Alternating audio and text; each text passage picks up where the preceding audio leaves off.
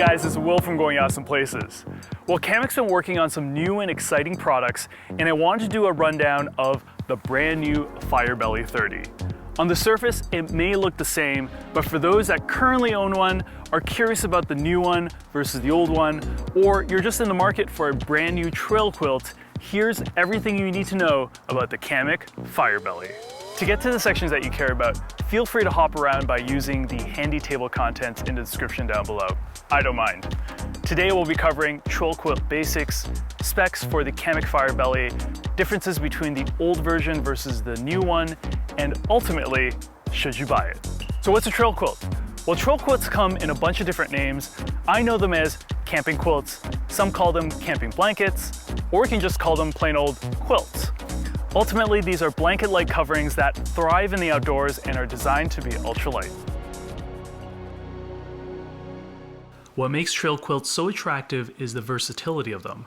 You can use them as simple blankets to cover yourself up on cool nights or hot summers when you don't need to be fully mummified. They're designed to be compatible with hammocks as an underquilt or overquilt with special loops and cinches to make it work. These new quilts feature a poncho mode, which is killer. They're lightweight and compact. You can easily replace a sleeping bag with a trail quilt, and really it's basically like a sleeping bag, but you can do so much more with it.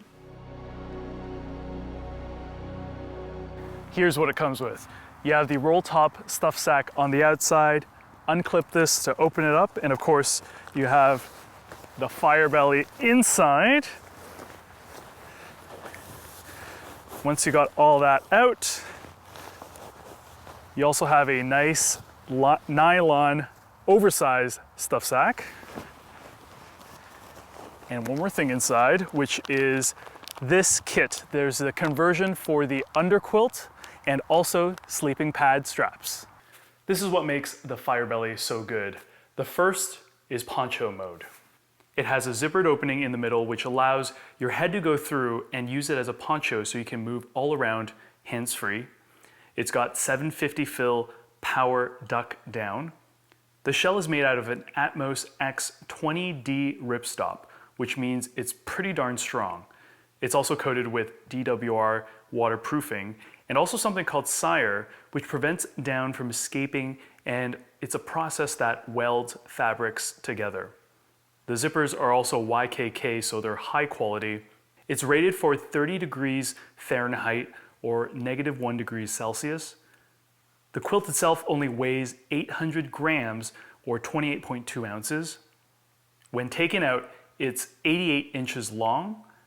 It also packs down to 14.2 inches by 7.1 inches. And finally, built into the Firebelly is its ability to be a blanket on its own in a tent or hammock. You can also loop it into hammock loops to make it an underquilt.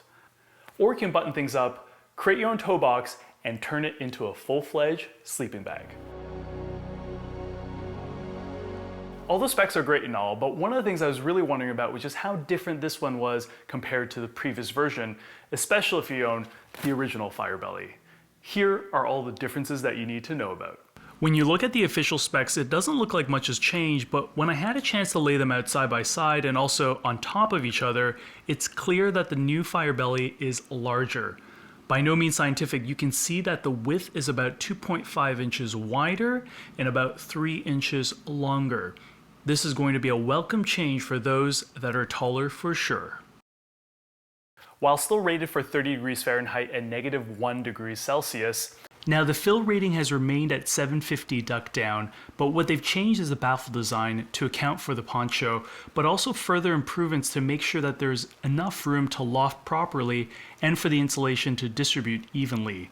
This is what it looked like before and what it looks like now.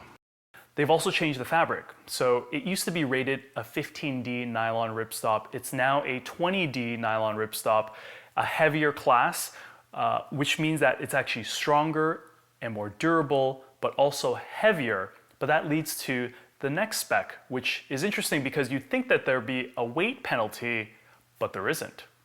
Despite the heavier shell, larger quilt, and new baffle design, they've somehow managed to make the Kamek Firebelly lighter. The quilt weighs only 800 grams versus 808 grams. It's not a big difference, but for ultralight backpackers, every bit counts.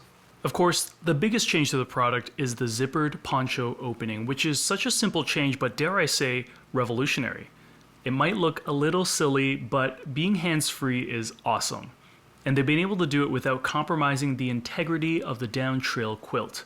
The zippered seam on one end is nearly invisible, and on the other side you get extra buffer fabric. And lastly are the visual and tactile differences. Honestly, when I first got them, I couldn't really tell them apart. This is the original Firebelly. This is a brand new Firebelly 30 in Ember Orange. Both of them are the same color.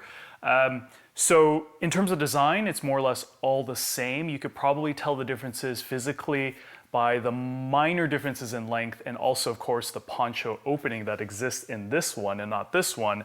But in terms of the fabrics, they feel about the same despite the differences in the nylon ripstop. The colors, though, that's probably what you're gonna notice if you have them side by side. This Ember Orange is a bit darker compared to this one. The newer one has a much more vibrant, bright Ember Orange, which I do like now that I'm looking at them side by side. Another thing I've noticed as well is that the loft is a little bit better in the new Firebelly.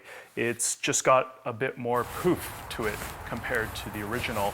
But beyond that, I can't really tell a difference. They both feel great, but overall, I'd say all improvements for the brand new Firebelly 30. To upgrade or not? Well, I think ultimately it comes down to whether you want the poncho feature or not. For my testing of it, it's pretty awesome. I mean, it may sound as ridiculous as the Snuggie, but in practice, it's actually pretty useful. Thinking about camping in the summer, I love that I don't have to worry about it falling off when you get up from your camping chair. So you're probably wondering, is the Kamik Firebelly something that you should buy? And my answer is that if you don't currently own a trail quilt, the answer is yes. It is worth the investment for all the things that we talked about. What I really love about the Firebelly is that it firmly sits in the middle of the family of trail quilts that Kamik currently has. On the bottom end, or rather the cold end and the higher end of things, you have the Arctos, and on the other end you have the Bobcat, which is smaller, lightweight, and is really meant for summer climates. This is in the middle. It handles both incredibly well, so it's worth the investment and quite versatile. And I'd say that for the features of the poncho, it being really small and lightweight, but unfurling to a large footprint, it is worth the buy. Well, that about covers everything I want to talk about in terms of the brand new Kamik Firebelly. Thanks for watching. Make sure to watch my other videos on Kamik products in the playlist, and if you found this video helpful, drop a like. In my next video, I'll be talking about the brand new Kamik Arctos Trail Quilt, so subscribe so you'll know when that video drops. I'll see you in the next one.